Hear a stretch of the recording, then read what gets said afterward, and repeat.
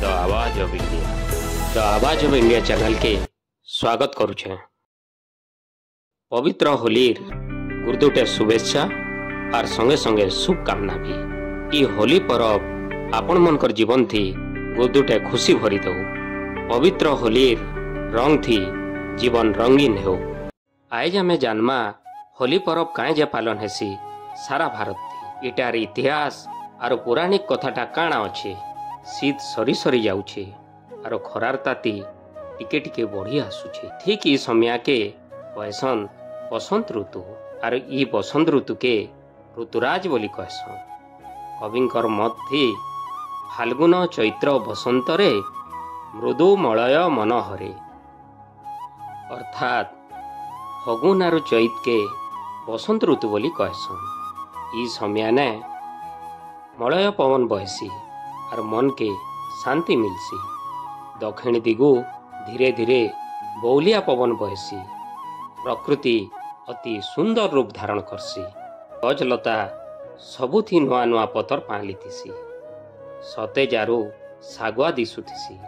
लागुथिसी सते जनता पृथ्वी माँ सागुआ साड़ी पिंधि करी सजे हेछि। आम गछ थी आम बौल, फलसा फूल, पुरे फूल, कामनी फूल, गुलाब फूल, सेप्ती फूल एंता केतेनी केते प्रकार फूल फुटी थिसी।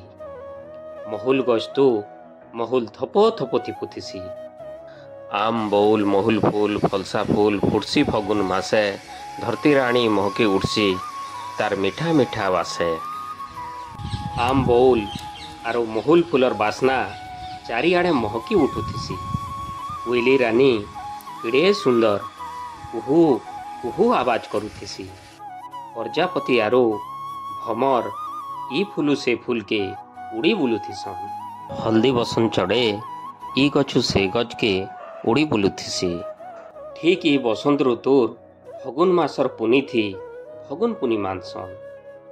ई परब के 2 दिन धरी मानसन। गोटे दिने होली पुड़ा और तार आर दिने समस्ते गाँ नु सहर दिल्ली नु पल्ली चाराड़े होली खेलसन। नानादी रंग थी निजर निजर भितरे रंग मखामुखी हेसन। ई परबर कथा पुराण शास्त्र थी वर्णित अछि। हिरण्यकश्यप बोली गोटे असुर मनकर रजाटे थिला। से सबु बेले भगवान विष्णु के विरोध करुथिला और निज के भगवान बोली भाबुथिला। तार राज्य लोक मने भी हेले तार गोटे पिलाटे थिला। तार ना प्रहलाद। से भगवान विष्णुंकर भक्त थिला। से सबु बेले भगवानंकर ना जपुथिला हरिओम हरिओम हरिओम। ई सबु देखी हिरण्यकश्यप केते मना करिछि। तुई विष्णुंकर ना नाई नहीं हेले प्रहलाद किंतु बुआर कथा नाई सुनी करी सबु बेले भगवान विष्णुंकर ना जपुथिले। एंता अनेक थर प्रहलाद के भगवान विष्णुंकर ना नाई नहीं बोली कहिछि। जेते बेले प्रहलाद तार कथा नाई सुनले से मने मने मारी देबा के गोटे योजना बनाला। हाथी मोड़े की मारी देवार लगी चेष्टा कला। पहाड़ू तल के ढेली दे करी मारी देवार लगी चेष्टा कला। तार सैन्य मन के लगे की मारी दियो बायला। हेले भगवान विष्णु सबु बेले ताके बचे देउथिले। कारण सबु बेले विष्णुंकर कृपा तार उपरे थिला। तार परे आर गोटे योजना बनाला। तार बुहेन होलिका के डाकी के कहला, रे बुहेन तुई बर पाइछु निया थी नाई पुड़ो। आरो गोटे काम करूँ बहला। गुर्दुटे काट गोटे जगह ने गदाले। तार उपरे होलिका प्रहलाद के धरी करी बसला। तार परे काठे निया लगे देले। से निया थी होलिका पुड़ी गला। हेले भक्त प्रहलाद कर किछि भी नहीं हेला। भगवान कर कृपानु बंची गले।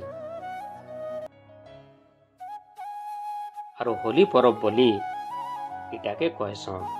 असत्यर उपरे सत्यर जय बोली कहसन। आरो तार आर दिने खुशी रे समस्ते रंग खेलसन। आर गोटे सुंदर पुराणिक कथाटे अच्छे। कंसर बहन पुतना कंसर निर्देश थी भगवान कृष्ण के मारबार लगी निजर थन थी विष भरी करी आसला। आरो भगवान के निजर भगवान कृष्ण विष के सुशी देली आ पुतना मरीगला। हेले विषर प्रभात थी प्रभुंकर देहर रंग नीली हो गला। निजर नीलिया रंग के देखी करी भगवान कृष्ण दुखी हेले। आरो माँ यशोदा के कहले, माँ मोर देहर रंग देखी करी मते राधा की गोपर नारी माने मते पसंद नाई करन। तार परे माँ यशोदा कहले, तुई जा तोर मन पसंदर रंग राधा के लगे देबू। तार परे भगवान कृष्ण राधा के रंग लगाले। से दिनटा बसंत ऋतुर पुनी थिला। से दिनु ई परब के रंगर परब होली बोली कहसन। आपण मन के जदि आमर तथ्य भल लागुछे ताहले आमर चैनल के सब्सक्राइब करुन, कमेंट करुन, शेयर करुन, आउ लाइक करुन। द आवाज ऑफ इंडिया।